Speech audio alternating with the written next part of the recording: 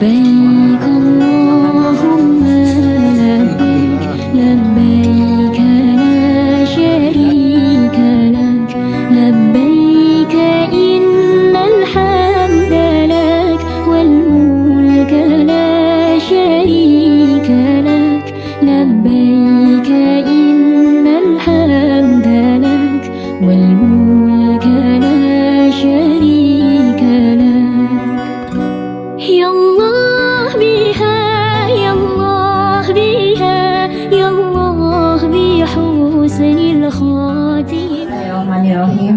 Assalamualaikum warahmatullahi wabarakatuh. Alhamdulillahirabbil alamin hamdan yu'afi ni'mahu wa yukafiru mazidah. Allahumma rabbana kama yanbaghi li jalali wajhikal karim wa azimi sultanik.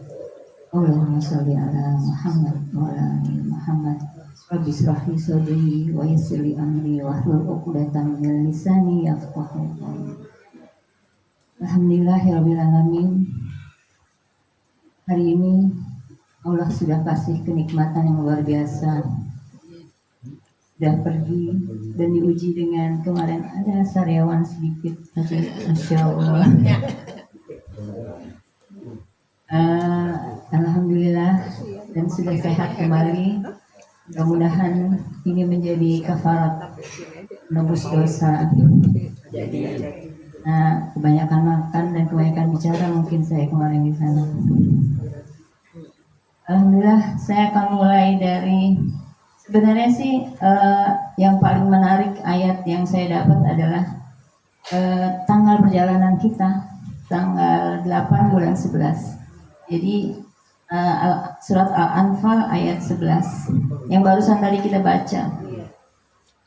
Ingatlah ketika Allah membuat kamu mengantuk untuk memberikan ketentraman darinya, dan Allah menurunkan air hujan dari langit kepadamu untuk menyucikan kamu dengan air hujan itu, dan menghilangkan gangguan-gangguan setan dari dirimu, dan menguatkan hatimu serta memperteguh telapak kaki pendirian. Telapak kakimu menjadi teguh pendiriannya.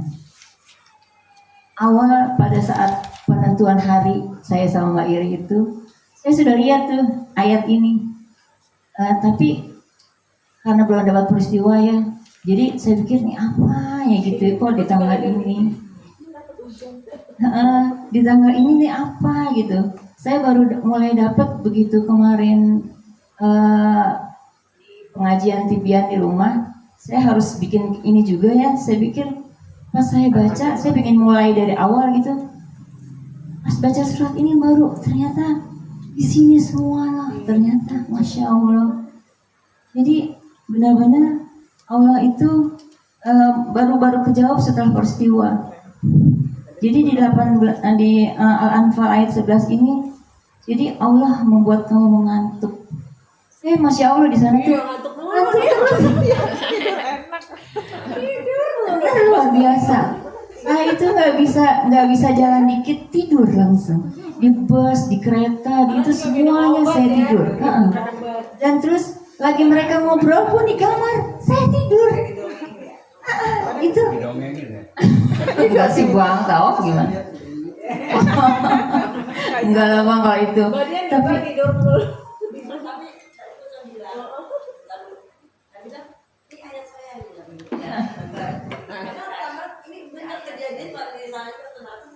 sama. Nah jadi di sana tuh sampai saya juga pada saat perjalanan di pesawat itu saya sempat kepikir ya, kok nggak merasakan perjalanan ya gitu. Saya di pesawat berangkat sih nggak tidur, kita semua berlomba-lomba untuk nabung hataman Quran. Terus pas mulai itu saya pada saat perjalanan dari Madinah mau ke Mekah itu mulai terasa sakit dan saya tuh banyak jadi saya memang ini supaya gimana rasa sakitnya itu hilang ya saya minum obat pereda sakit. Nah disitulah saya mungkin ngantuk terus kan. Jadi perjalanan dari Madinah ke Mekah mulai dari naik bus sampai naik kereta sampai naik bus lagi menuju hotel, tidur saya isinya. Jadi nggak pernah tahu perjalanan itu kayak apa. Tadinya saya agak nyesel ya, kok kenapa ya aku nggak menikmati perjalanan gitu ya. Ternyata pas baca ayat ini, Masya Allah, ternyata Allah itu maha baik. Dia tahu kondisi badan saya tidak memungkinkan. Ya buat saya terus ngantuk. Jadi saya benar-benar 2 jam di kereta itu tidak ada meleknya. Tidur. Dari duduk sampai dengan ada pengumuman surat udah sampai, itu baru bangun. Dan sampai di bus tidur lagi. Perjalanan mau ke hotel itu. Jadi benar-benar nggak tahu jalanan saya itu selama itu. Tapi ternyata setelah ini kayaknya sepertinya Allah itu menghibur dengan ayat ini. Jadi Allah membuat kamu mengantuk untuk memberikan ketentraman. Jadi alhamdulillah. Jadi saya baru bersyukur ya Allah, ternyata Allah itu maha baik. Dia berikan saya seperti tenang dan nyaman pada saat itu. Terus setelah itu kan harus umrah. Nah pas pada saat umrah itu saya sudah segar lagi. Karena sudah Allah tenteramkan itu dengan tidur itu. Insya Allah. Terus jadi setelah mengantuk, Allah juga menurunkan air hujan yang belum pernah selama saya umroh itu dapat hujan di Mekah atau di Madinah. Baru kali ini, dan hujannya luar biasa ya Mbak Dian. Saya sampai 2 Mbak Dian di tengah-tengah pelataran Ka'bah.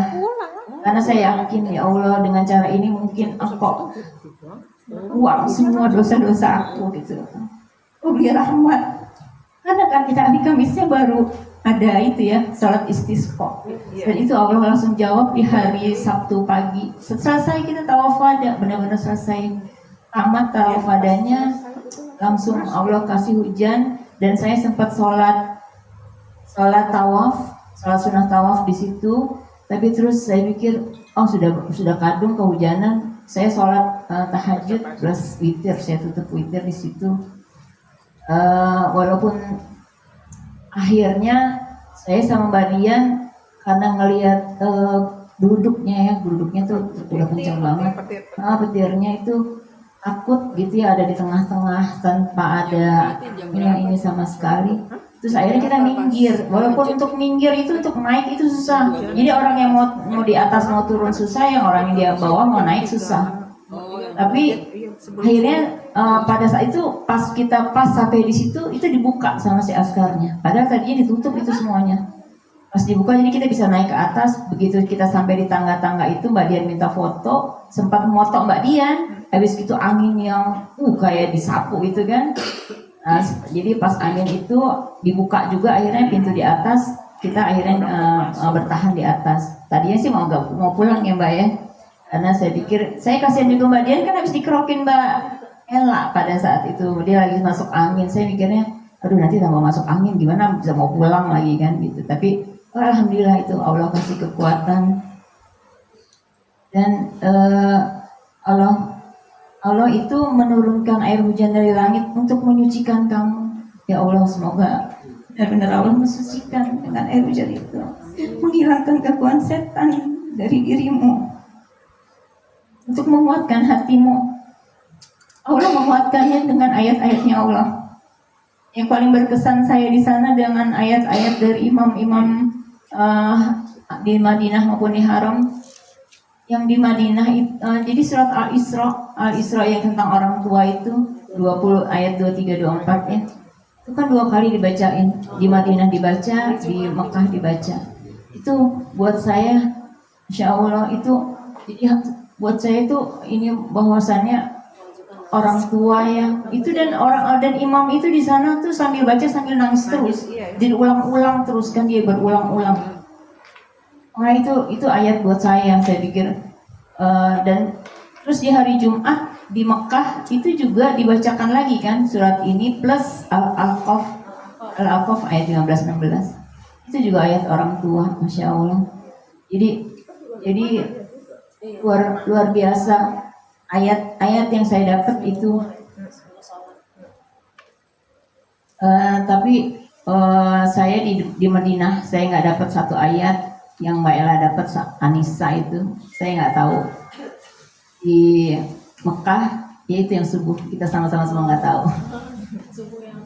Subuh yang Jumat, subuh Jumat itu nggak ketebak semuanya. Kan kita biasanya di situ tuh pakai sajadah ya, sajadah sama insan. Tapi kali itu nggak ada. Nggak ada. Padahal kita udah disiapin ya, sama NRA pun pada saat manasik tuh udah disiapin. Udah dikasih tahu bahwa nanti ada ayat sajadah gitu. Jadi yang diperlakukan harus ini gitu kan. Ternyata nggak ada. Malah ayat orang tua semua, birrul walidain semua. Dan itu pun pada saat khutbah Jumat pun isinya birrul walidain ya, masya Allah. Walaupun nggak ngerti sih, cuman tapi ya, dan itu jadi cuman ya nangkep dikit-dikit lah gitu bahwasannya itu tentang ayat orang tua. Jadi itu mengingatkan saya untuk terus ingat sama orang tua dan minta ridhonya orang tua dengan cara berdoa itu. Mungkin saya kurang jauh dari ingat untuk selalu ingat orang tua. Saya diingatkan itu jadi dengan Allah. Jadi menguatkan hatimu dengan ayat-ayat Allah yang dibacakan dari imam Masjidil Haram maupun imam Masjid Nabawi, dan serta untuk memperteguh telapak kakimu.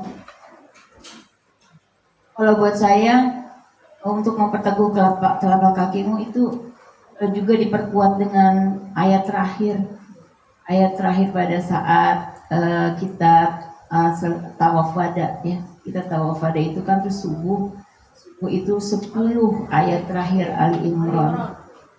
10 ayat terakhir Ali Imran dari untuk kita bersepuluh. Insya Allah. Semoga Allah benar itu doa, semua doa minta diampunkan kesalahan gitu. Suci semua dosa-dosa kita. Ya, kita juga di lantai 10 ayat 3 dulu ya. Itu aja Bang dan Umi semuanya. Alhamdulillah saya banyak bersyukur melalui tangan-tangan orang soleh-solehah, Mbak Iri dan Mas Edi, kita bisa berkumpul di sana. Semoga hanya Allah yang bisa membalas semuanya. Amin. Barakallahu fikum. Assalamualaikum warahmatullahi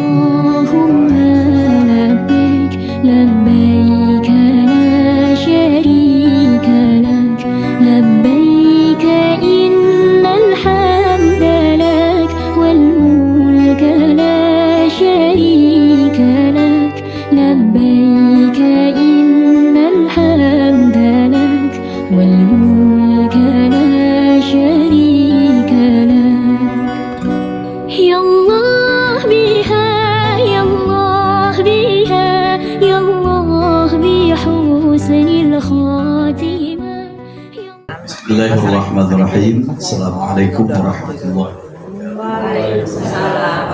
Alhamdulillahilladzi hadana li hadza wa ma kunna linahtadiya laula an hadana Allah. Asyhadu an la ilaha illallah wa asyhadu anna Muhammadan abduhu wa rasuluhu la nabiyya ba'da. Rabbi shrah li sadri wa yassir li amri wahlul 'uqdatam min lisani yafqahu qawli, amma ba'd. Alhamdulillah, bersyukur kita kepada Allah Subhanahu wa taala hingga pada detik ini Allah masih berikan satu kesehatan dan kemudian keimanan sehingga hati kita bisa melangkahkan kaki kita dari rumah ke tempat yang mulia ini, di majelis di mana Allah bersemayam, Allah memberkahi dan Allah merahmatinya. Kalau dikatakan testimoni ya Bang Kim ya, testimoni ya, sebenarnya dari awal sebenarnya untuk yang namanya melaksanakan umrah ini sudah ada azam. Fa idza azamta fatawakkal 'ala Allah. Apabila kita sudah mengazamkan, meniatkan, maka kuatkan niat itu dan kemudian berpasrah dirilah pada Allah Subhanahu wa taala. Alhamdulillah, dengan segala keberkahan dan rahmat dari Allah Subhanahu wa taala, sampailah satu ketetapan tanggal 8 November 2025. Maka informasi untuk keberangkatan umrah ini sudah fix ya, sudah betul-betul lengkap. Maka kita pun bersiap-siap. Persiapan itu bukan hanya sebatas fisik belaka, tapi adalah juga yang namanya keimanan. Ya. Karena bagaimana juga pun bahwa panggilan ini bukanlah panggilan biasa, bukanlah panggilan manusia, bukanlah panggilan orang-orang yang seperti biasanya terjadi dalam kehidupan ini. Ini adalah panggilan Allah, pencipta alam semesta ini. Ya. Nah, dengan demikian maka kondisi kita, persiapan kita bukan hanya sebatas persiapan fisik saja, tapi adalah keimanan itu, bahwasanya kita sadar kita makhluk yang diundang oleh Allah Subhanahu wa taala, sehingga predikat kita dalam undangan itu adalah duyufur rahmah, ya, yaitu tamunya Allah Subhanahu wa taala. Siapa itu duyufur rahman itu? Yaitu wa ibadur rahmanil ladzina yamshuna 'alal ardi hauna wa idza khatabahumul jahilun faqalu salama. Ya, kan itu dia ya. Jadi orang-orang yang duyufur rahman itu adalah ibadur rahman. Idza yamshuna fil ardi hauna, apabila berjalan di muka bumi ini mereka itu haunan, rendah hati, ya kan? Wa idza khatabahumul jahilun, dan apabila bertemu dengan orang-orang jahil sekalipun tetap saja dia menyebarkan salam. Ya. Nah, itu dia. Saya betul-betul mencoba untuk mendalami itu dan menjadikan itu sebagai suatu prinsip dalam diri, ya, bahwa apapun itu namanya, ketika Allah sudah panggil maka kemuliaan itu ada dan kita harus mempertahankan kemuliaan itu dalam gerak perilaku, ya, sampailah kita bersama-sama berombong-rombongan, meskipun dalam prosesnya ada hal-hal yang sifatnya ya, remeh-temeh dan lain sebagainya, ya kan, tapi yang jelas bahwasanya Allah berkehendak demikian. Itulah skenario Allah Subhanahu wa taala pada diri kita. Lalu secara general, ya, dari awal sampai akhir, suatu hal yang sangat-sangat menakjubkan, ya. Tidak ada satupun di antara kita ini yang sakit kronis. Tidak ada, ya kan? Kronis. Ya, tapi kalau misalnya sakit-sakit biasa ya. Nah, tapi yang namanya kronis tidak ada. Ya, nah ini bukan, kalau tadi katakan bahwasanya umrah itu adalah perjalanan rohani juga, ya kan, ruhiyah, juga perjalanan fisik. Ya, biasanya aku nggak bisa tidur. Orangnya tuh nggak bisa tidur kalau di pesawat tuh. Biasanya tuh suka mahnya lah. Jadi alhamdulillah enggak, karena memang dari 3 bulan sebelumnya udah minta doa sehat. Alhamdulillah itu kan makbul kan, dijawab oleh Allah Subhanahu wa taala. Nah, ada 2 prinsip yang menurut saya itu yang saya coba untuk persiapkan diri pada diri saya, bahwa pertama adalah kita itu menjadi duyufur rahmah, maka terikat pada Quran surah 19, ya. 19 surah 19, wa atihim yaumal qiyamati farda, ya. Wa atihim yaumal qiyamati farda. Ayatnya itu di ayat keberapa? Kalau nomor ayat dari itu mohon maaf agak payah, ya. Wa atihim yaumal qiyamati farda. Bahwasanya engkau kelak akan datang di hadapan Allah itu 95 ya, Pak?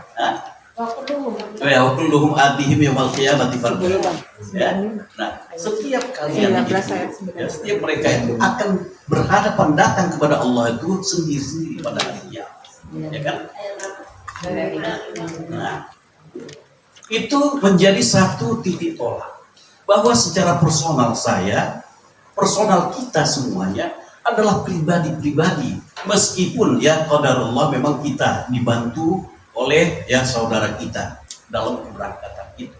Tapi pada hakikatnya Allah mengirimkan mereka untuk membantu diri kita. Sebenarnya engkau memang terpilih untuk ke sana. Ya kan? Nah, itu dia, ya kan? Lalu kemudian wa atihim yaumal qiyamati farda. Kullu atihim yaumal qiyamati farda. Setiap kalian itu, mereka itu datang kepada Allah di hari kiamat sendiri-sendiri. Maka kita visualisasikan ketika berhadapan dengan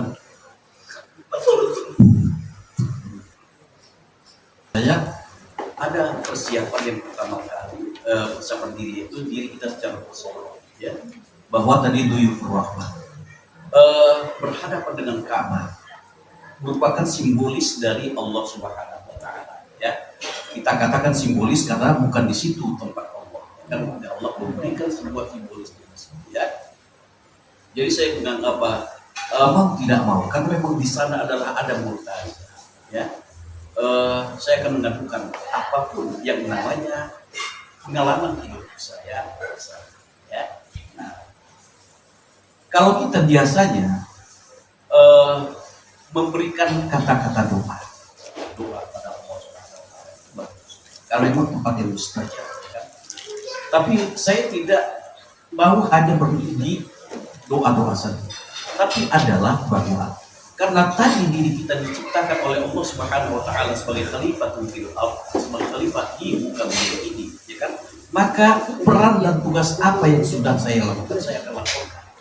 Dan kemudian jika memang ada hal-hal yang masih belum kesampaian, ya, belum kesampaian, belum terlaksana atas kelemahan ataupun kekurangan diri saya, maka saya mohon ampun kepada Allah. Dan kemudian jika kemudian masih ada tugas-tugas untuk mengkonfirmasi tugas kekhalifahan itu, maka konfirmasi Allah berikan petunjuk.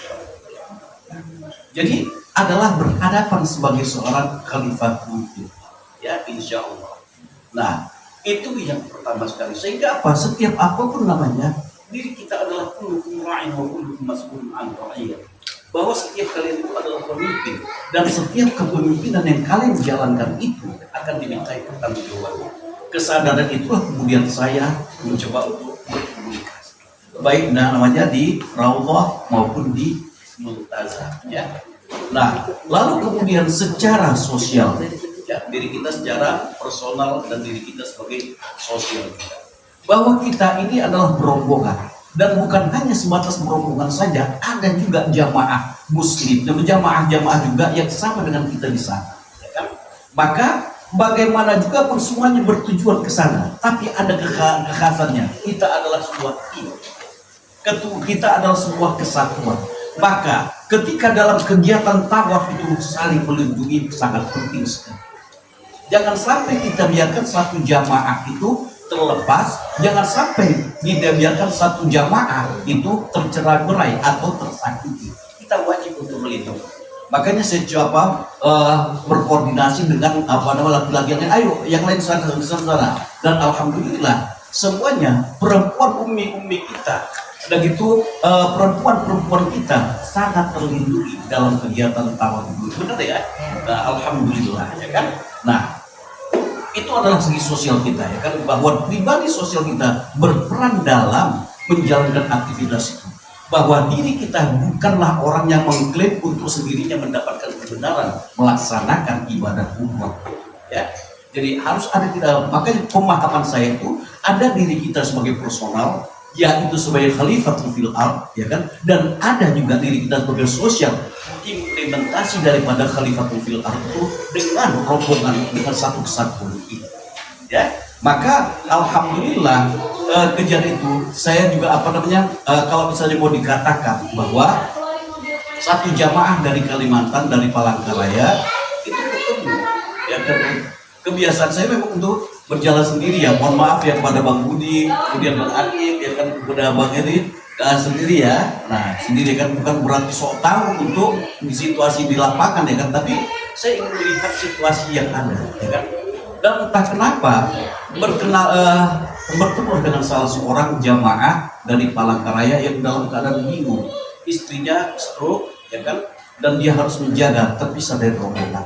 Dia nggak tahu bagaimana untuk masuk ke pintu untuk melaksanakan sholat di Masjidil Haram, ya. Nah, dia coba cari orang lain, kok orang lain juga cuek, ya kan? Kok orang lain nggak peduli. Nah, ketika dia panggil saya, ya, alhamdulillah saya dulu Bogor, ya kan? Dia minta tolong bawa saya untuk melaksanakan sholat dan istri saya ada di belakang dalam keadaan stroke. Ya udah, saya bawa, ya, saya amankan, dan kan terpisah antara jamaah laki-laki dengan jamaah perempuan, ya. Nah, setelah saya katakan bapak di sini dahulu, ya kan, atau kita sama-sama ngantarkan ibu ke tempat jamaah perempuan. Karena bagaimana juga istri bapak dalam kondisi sakit, ya kan? Akhirnya bersama-sama lah. Saya katakan sama si ibu itu, ibu ingat bu, ya pintunya di mana bu? Dan kemudian ketika setelah salam, imam mengatakan salam, maka ibu harus berdiri, ya kan? Supaya nanti bapak akan datang untuk jemput ibu. Nah, itulah yang kemudian terjadi dan berhasil sampai akhirnya bertemu.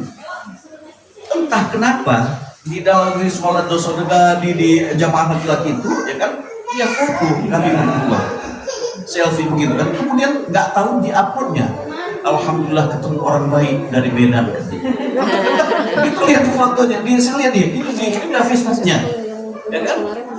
Nah, dia kirim itu, ya kan? Ya Allah, nah artinya apa? Bukan ini kesombongan ya, tapi fa'amma bi ni'mati rabbika fa'addith ya. Artinya saya telah mendekatkan dari awal bahwasanya jadikan aku orang yang berguna ya Allah. Itu dia kan. Jadi bukan hanya sebatas kita untuk beribadah kepada Allah semata, tapi bagaimana peran kekhalifahan kita perankan dalam aktivitas itu. Nah, ini menjadi pola ukur dan merupakan testimoni saya dalam aktivitas saya. Demikian Mbak Kim, Mbak Iri ya. Assalamualaikum warahmatullahi wabarakatuh. لبيك لا شريك لك لبيك إن الحمد لك والملك لا شريك لك لبيك إن الحمد لك والملك لا شريك لك يا الله بها يا الله بها يا الله بحسن الخاتمة. Bismillahirrahmanirrahim. Assalamualaikum warahmatullahi wabarakatuh. Alhamdulillahilladzi an'amana bi ni'matil iman wal islam. Asyhadu an la ilaha illallah wa asyhadu anna Muhammadan abduhu wa rasuluh. Allahumma shalli wa sallim ala Rasulillah sallallahu alaihi wasallam bil awwalin wal akhirin wa fil mala'il a'la ila yaumiddin. Allahumma faqihna fid-din wal Qur'an wa 'allimna at-ta'wil bi rahmatika ya arhamar rahimin. Mulai dari mana nih ceritanya? Mulai dari mana nih? Dari kamu.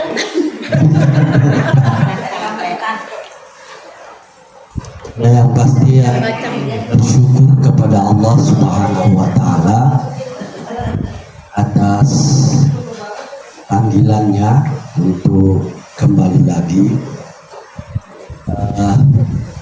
Nikmatnya umroh sendiri-sendiri dan nikmatnya umroh berjamaah berbeda sekali. Kata Nabi, alaikum bil jamaah, hendaklah kalian berjamaah. Wa innahu, karena sesungguhnya berjamaah itu barokah, banyak barokahnya. Alhamdulillah, terima kasih secara pribadi saya ucapkan kepada Edi dan Umi Iri yang telah mengajak bersama untuk umroh. Alhamdulillah, dari pribadi rasanya tidak bisa membalasnya, kecuali hanya berdoa kepada Allah. Allah lah yang akan membalasnya, insya Allah lebih baik dari apa yang sudah diberikan. Semoga rezekinya mengalir terus seperti air zam-zam yang tiada hentinya. Kan paling banyak khatam Pak Iri. Ya kan kita hatam di hatam. Dia hatam di hatam, dia hatam di hatam. Kebagian kan?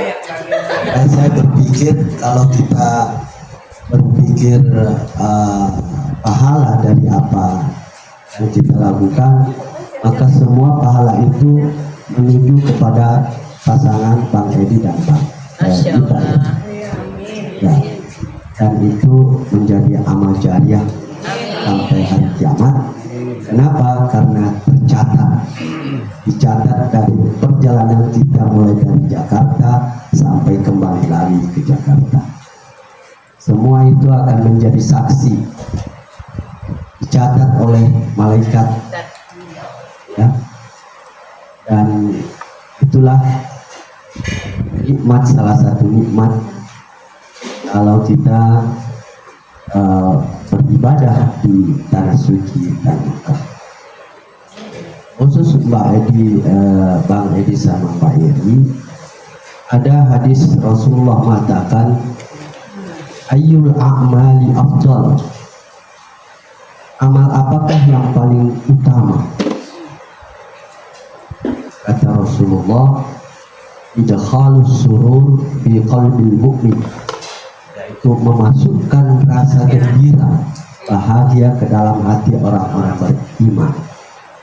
Dan rasanya ada kegembiraan yang utama yang kita rasakan selain daripada selama dalam perjalanan kita umroh. Mudah-mudahan hal ini bisa berulang kembali, dan khusus saya doakan, kita doakan satu saat Ubadifah akan berangkat secara berjamaah. Insya Allah pada waktunya, kalau Allah berkehendak, sana saya sebut namanya satu-satu, membayangkannya baik di Madinah maupun di hadapan Ka'bah. Ya, mencatat semuanya, insya Allah. Kesan-kesannya, alhamdulillah saya sudah melihat ada videonya, semuanya bercerita tentang pengalaman-pengalaman, kesan-kesan secara rohaninya dapat semuanya. Alhamdulillah secara syar'i pelaksanaan umroh sesuai dengan syariatnya, insya Allah akan diterima oleh Allah Subhanahu wa Ta'ala. Nah, mengapa kita harus umroh atau berhaji? Apakah itu dalam timbangan syariah katanya wajib? Ya, ada juga mengatakan bahwa haji umroh itu adalah kebutuhan. Tapi setelah saya pikir-pikir, Bang Edi, sini dong Bang Edi. Bang Edi. Ini ada angin. Angin sini. Nah, ini ada susu nih, susu unta. Wah, Bang Edi membuat semangat saya jadinya. Saya tunggu-tunggu tadi Bang. Setelah saya mikir-mikir melihat bahwa ternyata lebih daripada kewajiban dan kebutuhan, bahwa pelaksanaan haji dan umrah itu adalah fitrah untuk semua manusia, terutama bagi orang-orang beriman. Fitrah apa? Fitrah bagaimana cara dari Allah kembali ke Allah. Semua orang akan mengalami itu. Ya, jadi kehadiran kita di sana itu sepertinya Allah mau mendidik kita, mengajarkan kita, begini loh caranya untuk kembali kepadaku. Jadi sehingga bukan ansih ibadahnya sebagai haknya Allah untuk diibadahi, tetapi lebih daripada itu bahwa di situ ada pelajaran penting bagi yang ingin kembali kepada Allah, karena suatu kenyataan yang tidak bisa tidak mau bahwa kita manusia pasti kembali kepada Allah. Nah, tentu saja Allah memberikan pelajaran atau pendidikan atau cara untuk kembali kepada Allah yang ditujukan dengan cara pelaksanaan haji dan umroh. Sehingga kalau kita ke sana, ya intinya belajar. Intinya belajar. Siapa yang mengajarkan? Tentu Allah yang mengajarkan dengan berbagai macam peristiwa yang kita alami masing-masing. Selain peristiwa-peristiwa yang sudah jelas-jelas kita melihatnya, ada juga Allah mendidik secara pribadi kepada kita semua. Nah, mari kita lihat haji dan umroh. Manusia itu dalam kegiatan sehari-harinya adalah berbicara dan berbuat. Berbicara dan berbuat. Haji itu adalah mendidik kita supaya menjaga hujah kita, bicara kita, terutama nanti ketika akan berhujjah di hadapan Allah Subhanahu wa Ta'ala. Itu perlu dipersiapkan. Maka Allah memberikan fitrah bagi manusia untuk berhaji. Jadi inti daripada haji itu bagaimana ucapan kita, kalam-kalam kita ini selalu bermakna lillahi ta'ala, yang dapat mengembalikan kita kepada Allah Subhanahu wa Ta'ala dengan penuh dengan kasih sayang dan ridho Allah Subhanahu wa Ta'ala. Dan haji itu kewajibannya sih secara syar'i adalah sekali. Haji yang kedua jatuh hukumnya menjadi sunnah. Tapi terlepas daripada wajib dan sunnah, ya memang keseharian kita itu adalah fokusnya adalah berhaji dan berumrah. Terus yang kedua umroh. Umroh itu kaitannya dengan perbuatan. Perbuatan dalam arti hablum minan nas. Hablum minan nas. Penuh dengan bagaimana kita ini, seperti kata Rasulullah, khairun nasi anfa'uhum linnas.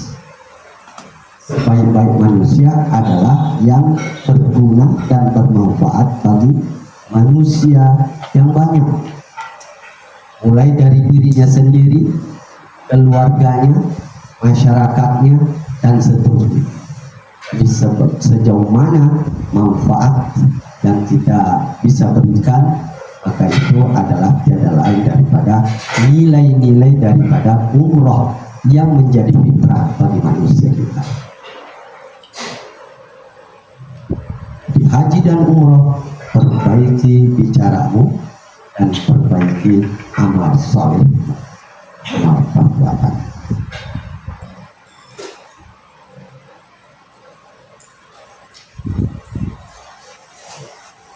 Tentu saja dalam hal ini, kalau misalnya kita diberi kesempatan oleh Allah untuk melihat secara nyata, melaksanakan secara zahiriyah, artinya dipanggil oleh Allah untuk datang ke sana, tidak berarti bahwa yang tidak ke sana itu tidak bisa mencapai kualitas haji dan umroh. Jadi yang terbaik itu adalah bagaimana haji sebelum haji, umroh sebelum umroh. Nah, inilah yang menentukan nanti kualitas dari bicara kita, kualitas dari amal soleh yang kita lakukan di dunia ini tempat kita berada, itu yang akan menjadi standar akan dipanggilnya oleh Allah Subhanahu wa Ta'ala untuk datang ke sana. Insya Allah Ibu telah membuktikan itu selama 25 tahun, maka mulailah kelihatannya Allah memanggil satu persatu untuk datang ke sana. Dan insya Allah dalam bayangan kita satu saat kita akan bersama-sama. Amin. Amin. Amin ya Allah. Tapi kalau dalam perjalanannya sudah benar, ini bukan pertama kali. Berapa yang waktu itu kan sudah dibagi. Ya, kali-kali ya. Ini kedua kali. Kedua kalinya, yang pertama-tama kan juga. Ya, pernah juga ya. Jadi alhamdulillah nanti berapa tahun lagi kita berulang lagi atas semuanya. Amin. Amin. Amin. Kegiatan kita di Hubadipa setiap hari Selasa yang sudah 25 tahun, rasanya tidak ada lain adalah dalam rangka memperbaiki hujah dan amal soleh kita, yang kemudian dikatakan sebagai bernilai ibadah di mata Allah Subhanahu wa Ta'ala. Ya, semuanya sudah dipanggil. Bagi yang belum pernah ke sana, namanya sudah di store di sana, sudah dicatat Madinah, sudah dicatat di Makkah. Tinggal waktunya dan saatnya. Insya Allah. Amin. Dengan berharap bermunajat kepada Allah Subhanahu Wa Taala. Halo. Nah, di dalam bertauhid, beriman kepada Allah, setelah melihat beberapa ayat-ayat dari Al-Quran, ternyata tauhid kita itu bertingkat-tingkat. Ya, ada bertauhid secara umum yang kita katakan tauhid syariah, cukup dengan mengucapkan asyhadu an la ilaha illallah, maka orang tersebut sudah bisa dikatakan berislam. Kalau orang Cina katanya mu'alaf, itu syahadatnya asyhadu an la ilaha illallah. Dia sudah masuk dalam wilayah keimanan dan keislaman. Nah, ternyata tauhid itu tidak berhenti harus di situ, karena beribadah hanya dengan menyebut namanya itu disebut di dalam Al-Quran, wa minan nasi may ya'budullaha ala harfin. Banyak sekali manusia beribadah kepada Allah, sebenarnya beribadah secara harfiah, huruf-hurufnya saja. Jadi dia, bayangan dia Allah itu sesuai dengan apa yang tertulis. Dia beribadah kepada, ya seperti patung juga, tertulis, hanya lambang-lambang saja. Itu tauhid awam. Tauhid awam. Yang kedua, tauhid orang yang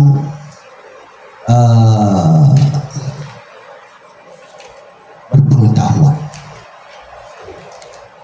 Tauhid orang yang mencari tahu.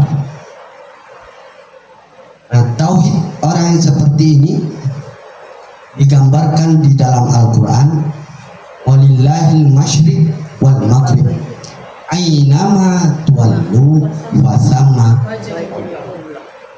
Bandingkan dengan yang pertama tadi dengan yang kedua, apakah dalam setiap gerak-gerik kita, ucapan dan tindak tanduk kita dalam arti beramal soleh sudah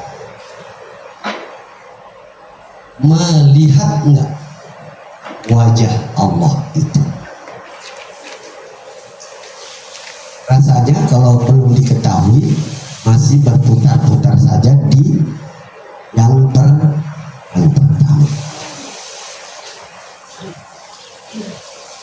Apakah sudah seperti itu? Aina tuwallu fasamma wajhullah. Kemanapun kamu menghadap, di situ ada wajah Allah. Tadi 22 ayat 11, yang Al-Harfin 22 ayat 11. Yang ini Masyrik surat 2 ayat 1. Al-Harfin ayat 22 11. 22 ayat 11. Ayat kedua Walillahil Masyrik surat 2 115. 2:115. Walillahil masyriq wal maghrib, milik Allah timur dan barat, milik Allah timur dan barat. Aina ma tuwallu fasamma wajhullah. Dimanapun kamu menghadap, di situ ada wajah Allah. Wajah Allah di sini apa maksudnya?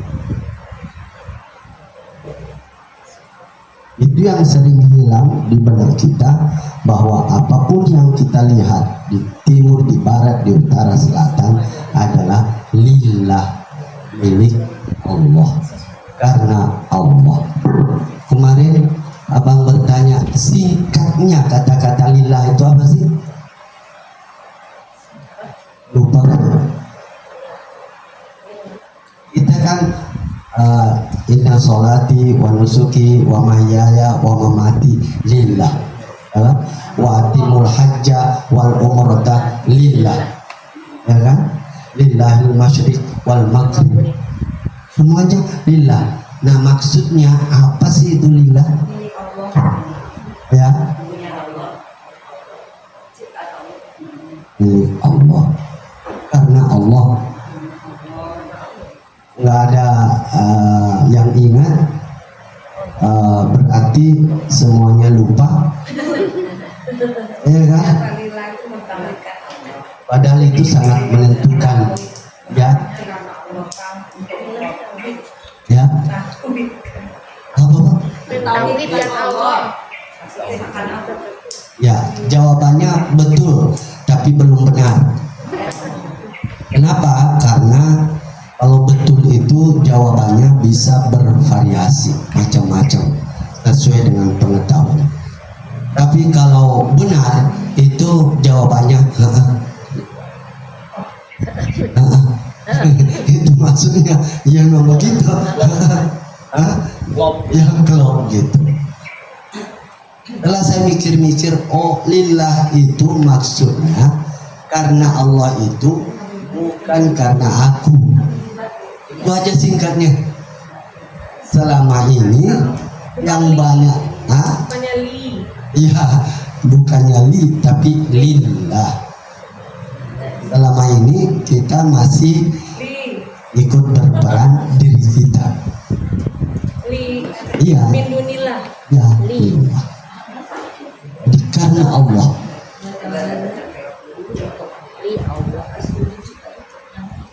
Nah, karena Allah, maka ketika kita menghadapkan wajah kita ke mana-mana saja, maka di situ ingat billah, wajah Allah itu dalam arti semuanya dalam peranan Allah Subhanahu wa Ta'ala.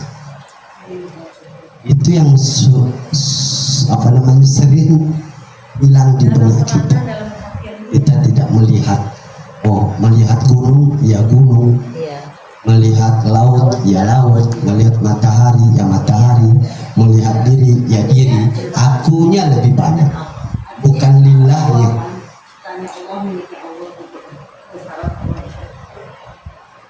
Itu di situ. Tapi yang mengganggu lillah itu kan akunya kan. Ada dualisme, ada lillahnya, ada juga linya, aku. Ada egonya. Atau kemarin wujuduka, nah, syekhnya juga lupa. Iya. Jadi maksudnya lillahnya itu gimana? Oh ya, kemudian belum masuk ya. Lillah itu untuk mengerti secara cepat adalah bukan karena aku. Tangkap dulu itu, bukan karena aku. Bukan karena aku, tapi karena Allah. Apa buktinya? Karena semuanya adalah milik Allah. Diri kita ini siapa miliki? Allah. Berarti diri kita ini adalah kehadiran kita lillah juga. Apapun yang kita lakukan, apapun yang kita ucapkan, itu semuanya di situ ada peranan Allah yang kita namakan lillah. Jadi aku berangkat umrah, aku berangkat haji, aku atau lillah? Yang benar itu adalah lillah. Jadi yang memberangkatkan kita adalah Allah, dengan cara Allah melalui berbagai sebab dan akibat secara sunnatullah yang telah ditetapkan. Kita tidak ada di situ. Paham tuh? Paham tuh. Ya. Jadi itu tingkat tauhid tingkat kedua. Ya. Nah, itu harus ada. Kenapa? Karena nilai ibadah kita di luar daripada lillah itu ya bukan nggak diterima, kata Allah, dipending dulu ya sampai benar tauhidnya. Itulah. Sampai kita berangkat itu apa yang kita ucapkan? Labbaik Allahumma laka labbaik innal hamda wan ni'mata lillah. Sesungguhnya hamdu itu, sesungguhnya mulku itu lillah, karena Allah, milik Allah, bagi Allah, tujuannya Allah. Ya kan? La syarika laka labbaik. Tidak ada sekutu, tidak ada sekutu, tidak ada tandingan, tidak ada kamu di situ. Yang ada aku semua. La syarika, la syarika. Terus apalagi? Alhamdulillah wa ni'mata laka wal mulk la syarika lak. Jadi yang bisa menggugurkan nilai ibadah haji dan umrah itu ketika kita melaksanakannya dengan syarikat. Ada tandingan Allah, ada sekutunya Allah, ada yang lain di luar daripada Allah, ada tandingan Allah, ada kekuatan selain daripada Allah yang memungkinkan kita untuk datang ke sana. Jadi betul-betul lillah. Apa bahayanya? Apa bahayanya kalau kita mengatakan aku yang berangkat, dengan kekuatan aku yang berangkat, dengan kehendak aku yang berangkat. Bahayanya apa? Satu, yang bisa mencederai nilai kemusyrikan itu, satu, pasti di dalamnya ada riya. Ya. Yang kedua ada sum'ah. Yang ketiga paling dalam adalah ujub. Ini saya ragu sekarang ini. Kita ke sana itu moto-moto sana sini itu mengandung apa nggak ngerti saya itu.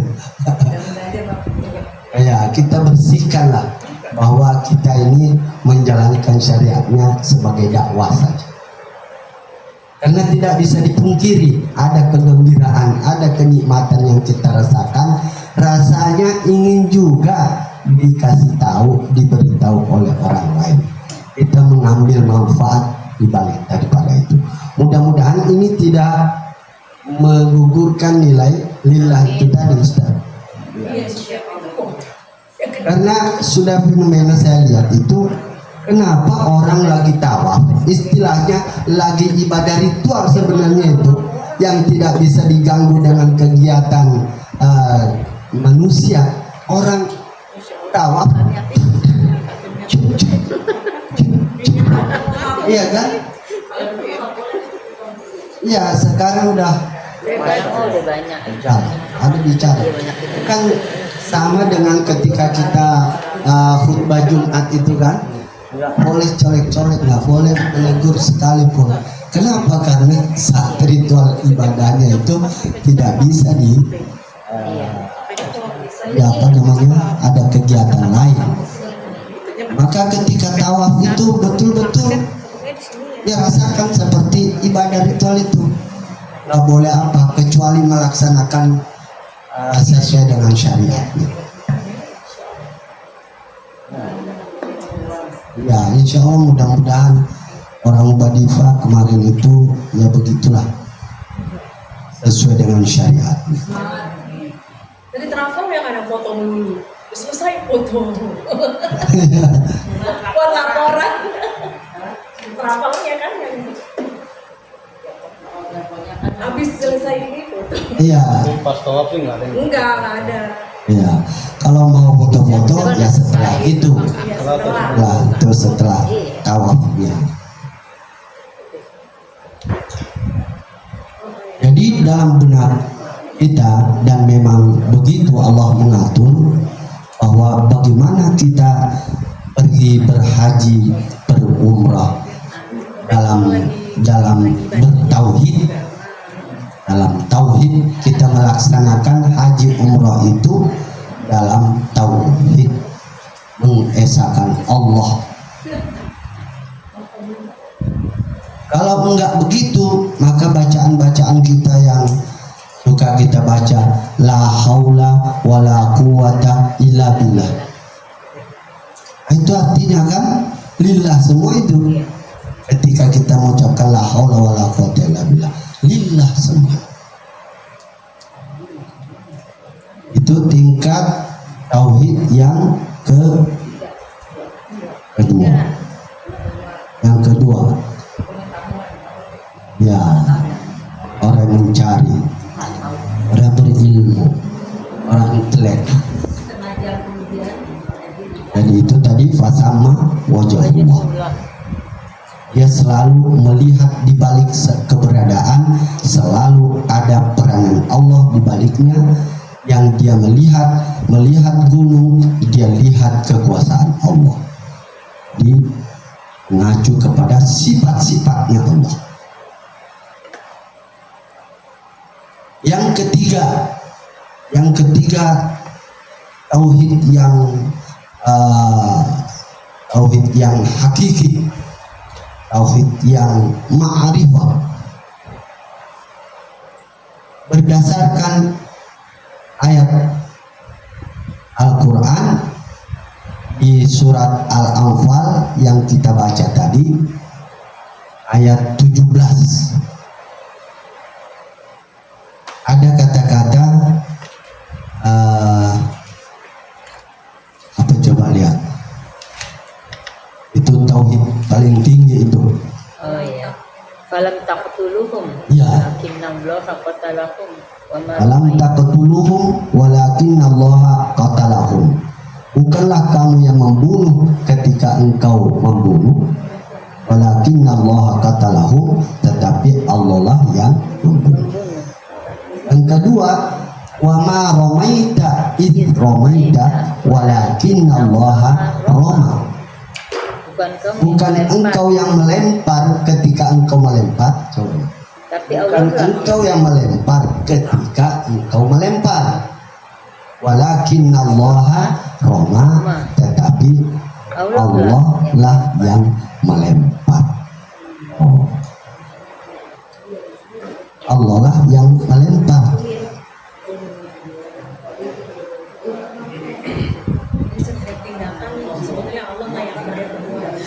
Iya.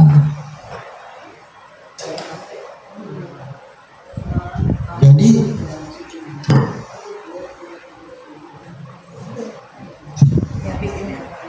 ya.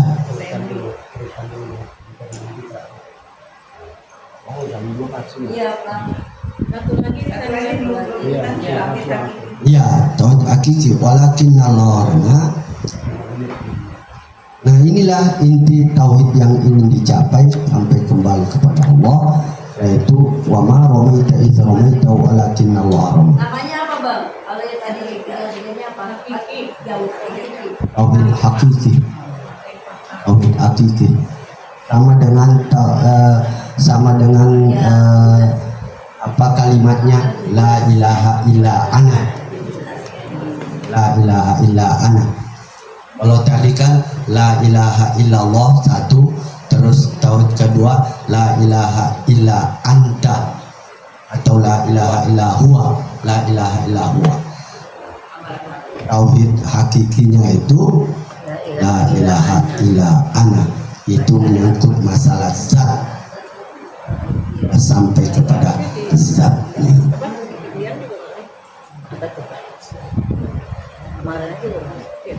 Ya. Nah, itulah tauhid yang ketiga itu coba ditingkatkan kualitasnya. Tidak pun harus berhaji dan umroh baru, tapi itu memang sudah menjadi perilaku sehari-hari kita yang harus kita terapkan dalam keseharian kita, terutama ketika kita beribadah, sholat atau melakukan manasik, yaitu ibadah-ibadah aktual, ya.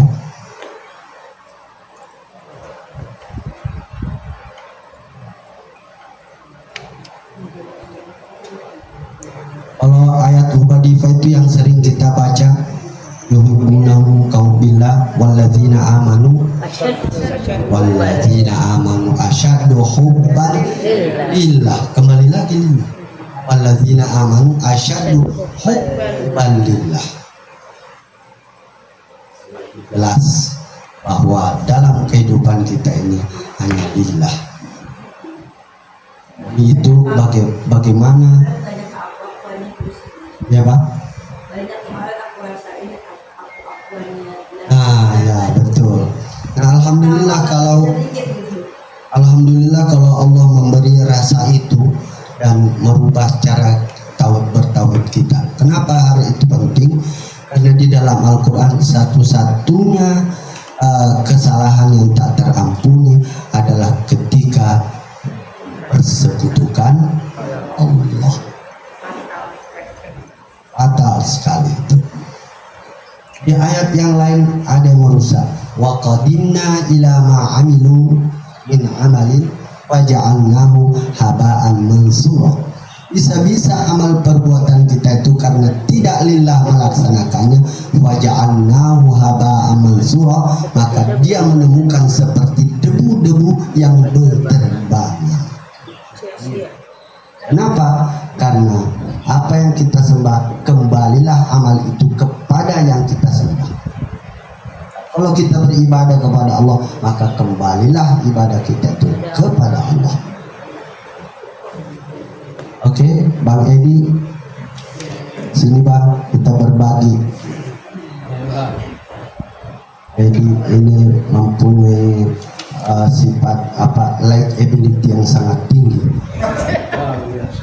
Ya, enak dipandang, enak didengar, enak dibersamai. Ya, saya akrab sekali Bang Edi teman saya itu, sampai gantian kita pijit memijit. Bang kesini Bang nih, udah kangen kita nih.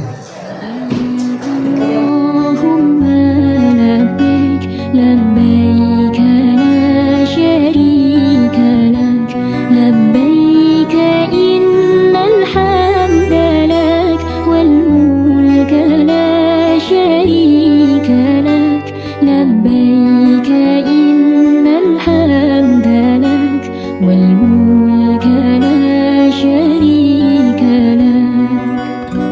Ya Allah biha, ya Allah biha, ya Allah bi husnil khatimah.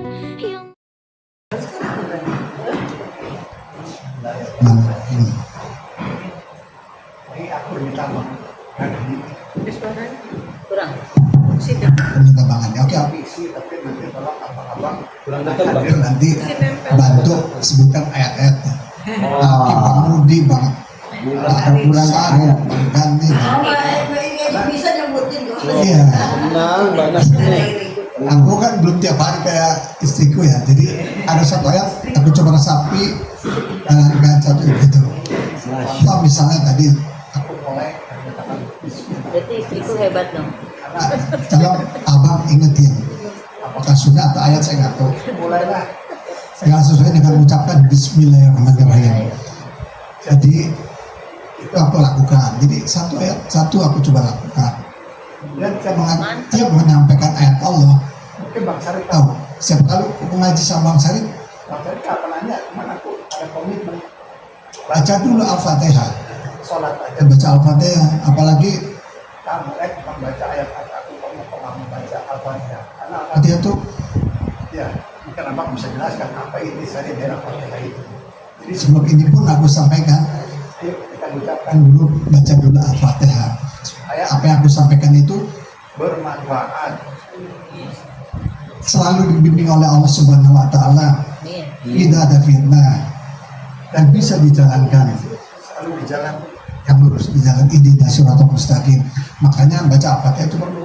Bisa jadi tadi yang ditakut Bang Akib dari kita karena kita lupa baca Al-Fatihah, memang kita nangkap. Cuman nanti implementasinya bisa aja mirip-mirip dikit karena itu. Tapi kalau udah membaca sebelum dimulai ayat yang disampaikan Bang Akib atau aku disampaikan nanti ini ada Al-Fatihahnya, ya terima. Tapi mungkin perjalanannya tidak apa yang kita harapkan gitu. Dan itu aku terapi satu ayat satu aku jalankan gitu. Mohon maaf nih, mungkin kalau aku nggak bisa. Jadi kita selalu diberi kemudahan rezeki. Rezeki itu kan setiap masalah yang kita hadapi dikasih kemudahan, apakah secara material atau secara batin. Itu kan rezeki. Apa ini menjelaskan rezeki itu umum. Secara umum secara luas gitu. Allah Azza wa Jalla jangan khawatir mengikuti isi apa hati kita. Jadi maaf Bu, Ibu udah niat itu, saya udah ngalamin 2 kali Bu. Waktu saya umroh pertama tahun ini, niat baik kan di jalan Allah, umroh Bang. Aku dikasih apa hadiah dari Allah? Dia tahu, kaki itu bongkaknya nih. Bongkak kan nggak sampai dikeluarkan cairan di dokter siaga situ, masih siaga, pergi si sedot, pulangnya di situ. Alhamdulillah, dulu operasi, tapi ya aku udah dapat apa istilahnya? Banyak istighfar, jangan merasa hebat kamu udah umroh nggak ada salah, nggak punya salah. Itu jadi seperti abang tadi bilang benar, kita umroh mau mamer-mamer apa mau ibadah gitu. Setiap saat dimanapun, kalau aku suka sampai ke anak-anak tuh aku ucapkan anywhere, any condition, anytime, istighfar zikir supaya kita lupa sama Allah, tidak lupa sama kita. Karena ada yang kata Bang, kalau kita lupa sama Allah akan menjauh dari kita. Saya lupa doa itu. Tapi itu ayatnya. Dan Allah kan selalu mengawasi kita. Di surat Al-Baqarah yang saya sebutkan di sini kan, Allah itu dekat. Jadi karena dekatnya kita jadi hati-hati di situ. Jadi dan juga Allah kan baru bilang, jangan kamu merasa beriman sebelum aku uji. Itu Bu. Saya setuju kami semua kita tanya. Dan di sana pun enak-enak Bu, istriku sakit, aku baru bawa makanan, dimarahin sama orang hotel pulang, apa lah, datang sini aja katanya. Jadi ada ujiannya juga. Atau yang pertama itu kamu udah sakit, yang tak aku udah ini aja ya Pak. Lagi juga ini sampai selesai nggak? Jadi itu perjalanan dan aja Bu, ada dikasih hadiah sama Allah. Ya gitu Bu. Anak ngeluh, kita jalankan itu aja. Kemudian niat baik, kita udah rencanakan aku istriku. Ya yang beberapa cuk nggak bisa banyak, ya kan nggak bisa, ada keterbatasannya. Kurang lebih total kalau orang rumah itu 10 orang. Tapi ada ayat Allah yang jalan Bang. Kan ada di suratnya tuh, kalau memberikan hadiah, berikanlah orang yang terdekat dulu. Mungkin aku istriku lupa. Maka yang 2 itu bukan dari saudara-saudara kita yang ada di sini yang berangkat, ponakan terus sama adik sepupunya ini. Kan Mbak Dian atau teman atau Mbak Ali juga nggak nyangka kali kalau akan masuk sini. Karena ukurannya ada, berikan yang terdekat dulu, baru yang paling jauh istilahnya gitu. Walaupun kita seimbang, tapi kan kita nggak boleh lupa begitu. Tanya, keputusan itu cuma berapa hari kok istilahnya nggak lama, dekat. Omi juga persiapannya, yang di Bandung juga persiapannya ini. Kalau dia semua lancar, ngurus parpol segala lancar, jadi karena kita berbuat baik juga, dibimbing sama Allah, nggak apa yang kita rencanakan ternyata belum tentu benar. Ternyata juga kita yang prioritas dulu kan menjalankan itu apa yang kita alami dalam dan Allah. Jadi ayatnya diaplikasikan. Iya, dan yang termohon ini nggak mudah bang. Kita dikasih ujian apa? Anak yang hamil tua 9 bulan dikasih sakit yang mengerikan sekali. Sahabatnya ibu aku, anak sama anak itu beberapa hari kena DB. Hari ini ibunya, besok cucu. Kemarin kita udah kata-kata Iro nangis aja itu. Udah kita doa. Alokasi itu. Hujan itu di batu sana. Dulu kan saya dengkul, itu kan sakit sana demam. Batu-batu. Kemarin anak mulai cucu yang mau melahirkan itu. Udah mengeri sekali. Mengerikan sekali. Jadi itulah Allah. Saya sama kita ya, supaya kita tidak lupa dikasih ujian yang mungkin nanti akan dialami kali ya, mudah-mudahan sih kita baik-baik aja semua sama ini atau abang-abang, tapi itu udah janji Allah tidak akan kamu dan masa beriman sebenarnya kami uji gitu. Kami uji yang kita kan Allah bilang jangan ngeluh, minta kepada aku terus janganlah. Kayaknya kita disuruh diingetin gitu bang. Iri jangan ngeluh ya, minta ke aku, minta sembuh ke aku bukan dokter. Walaupun itu dokter, tapi aku ini bukan ini perantara aja itu dokter gitu. Mantap pas yang kita bikin ini. Itu jadi supaya nggak salah bang. Ini kan kayak ya begini di situ baru supaya nggak salah ngomong. Jadi itu hadiahnya waktu pergi yang pertama, yang kedua tahun ini. Ya mohon maaf juga belum ada yang bisa, ada yang belum sempat kita berangkatkan. Insya Allah lah. Kepentingan yang baik di jalan Allah barangkali orang lebih dari yang ada di sini. Kemarin itu kan pintu dari ibu dan aku, mungkin ada pintu dari saudara yang lain gitu. Nah, kita itu berdoaan gitu. Kita juga senang kalau ada yang bisa melakukan yang sama gitu. Mudah-mudahan apa yang aku sampaikan ini bermanfaat dan diberi Allah Subhanahu Wa Taala supaya dari Allah semua yang mengatur gitu. Terima kasih Bang. Semuanya kasih. Tapi boleh nambah nggak sih? Maksudnya penilaian yang tadi Mbak Mas Edi kasih tahu bahwa ya terima kasih Bang, itu kan bukan karena ini karena Allah kan. Tapi yang aku garis bawahi bahwa kan di Quran juga ada bilang kalau engkau memberikan sesuatu kepada orang lain akan lebih baik gitu kan. Bukan yang abal-abal gitu. Tapi aku melihat di sini Mas Edi kan memberikan yang lebih baik. Ada beberapa pilihan itu bang, kalau dengan api atau dengan kata toib, tapi kita semua itu yang saya bermain di sini. Jadi orang itu dengan yang terbaik, tapi bukan abal-abal. Nah, itu sebenarnya apa namanya abang-abang semua berbuat baik ke Allah. Dan dikeluarkan kita kan harusnya pertama kali itu kok mbak. Iya makanya itu dia. Kalau abang-abang nggak berbuat baik ya Allah juga kasih ya apa yang kita rencanakan. Tapi kita rencanakan ini Allah kasihnya itu kita terima. Pada waktu itu mereka juga aku ngomong gitu nggak salah ini gitu, nggak salah ini gitu maksud untuk yang transportasi ya.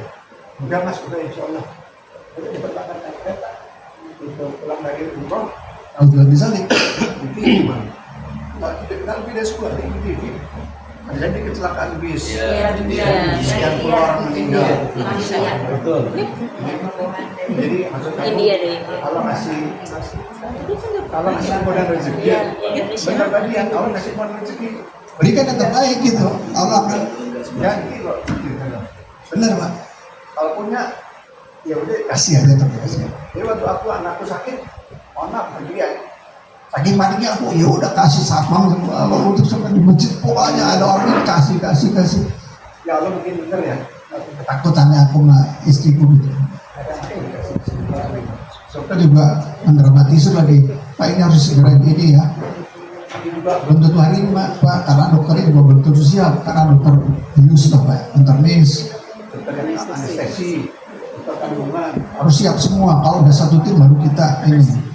Allah kasih kemudian ngomongin siang habis sholat, habis sholat Jumat ya, habis asar langsung masuk ruangan tindakan di operasi. Jadi ngomong pagi kasih kemudian semua tim ada. Mudah-mudahan apa yang kita sampaikan ini bisa bermanfaat. Sekali lagi bukan aku mau langsung teriak ya, bukan. Cuma pelajaran buat kita semua aja supaya iman kita apa kita bertambah. Terima kasih Bang. Assalamualaikum. Jazakumullah.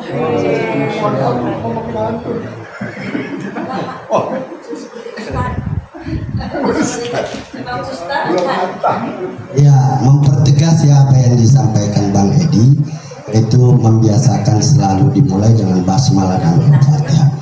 Al-Fatihah itu memang umur kitab, induknya kitab. Itu sama juga dalam keseharian kita sebagai anak. Kalau berdoa kepada Allah apapun yang dimintanya, tapi tidak mendoakan ibunya, doa itu dipending dulu. Karena ada yang kamu lupakan. Jangan pernah melupakan, berdoa apa saja, tapi ingat orang tua. Nah, itu menjadi percepatan tidak menghambat doa kita akan diterima oleh Allah. Ya, bismillah memang begitu. Keduanya kullu amrin la yubda'u bi bismillah wa huwa aqta. Setiap amal perbuatan urusan apa saja yang tidak dimulai dengan basmalah Bang, wa huwa aqta, dia terputus, nggak ada barakahnya. Kalau Abang tadi bilang boleh saja kita paham, ngerti, tapi setelah keluar dari sini nggak tahu kemana-mana lagi, nggak bisa kita manfaatkan. Artinya ilmunya nggak ada barokahnya. Itu maksudnya. Ya, ada cobaan juga. Kita kan melakukan ini yang rasional, ya. Allah kan memberikan kita rasional. Jadi waktu aku menunjuk untuk memilih ponakan itu, wah saudara bilang, oh jadi anak emas, anak saya. Padahal dia bertanya. Iya.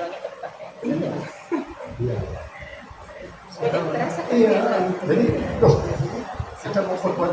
Oh, ada situnya juga ya. Jadi itu nah orang mau berbuat baik. Tantangannya gitu. Baik karena kita udah di kita, cuma kita kasih tunjukkan, kita kasih rasional aja. Kamu mau? Iya. Nggak punya dua Pak, kita obrolin. Ini kan suami dua anak. Kakak ini punya duluan. Batang kara. Itu lah dari banyak apa yang banyak yang bilang tadi keluarga sendiri. Jadi mungkin Allah kasih jalan ya udah supaya hadir keluarga ini satu dari keluarga satu ya lagi supaya yang dan Allah minta kan semua ada keseimbangan senang semuanya dan malam-malam juga udah enak aja. Ya, jadi betapapun kita istilahnya duit, doa, usaha, ikhtiar dan tawakal, yang berlaku semuanya adalah takdir Allah. Jadi yang berjalan itu adalah takdir Allah ya. Kita menjalani aja. Nah, kita boleh saja yang seperti apa. Baik, sekarang tepat pukul 2 ya. Oke, terima kasih Bang Edi sudah berbagi, membuat keimanan kita bertambah, ketakwaan kita bertambah, insya Allah. Dan sekali lagi kita berdoa, mudah-mudahan di tahun-tahun yang akan datang ada kebersamaan lagi untuk datang haji umroh. Karena umroh ke yang umroh lagi itu penghapus dosa, kafaratun. Haji ke haji kafarah juga ya, jadi berbolak-balik dengan panggilan Allah, insya Allah itu jauh lebih baik. Nikmatnya ibadah memang di sana ya, nikmatnya ibadah. Dan saya pernah bilang juga, kalau ada akhirat di dunia, maka akhiratnya itu di Makkah dan Madinah. Baik, terima kasih. Kita tutup dengan sama-sama baca kifaratul majelis. Subhanakallahumma bihamdika asyhadu an la ilaha illa anta astaghfiruka wa atubu ilaik.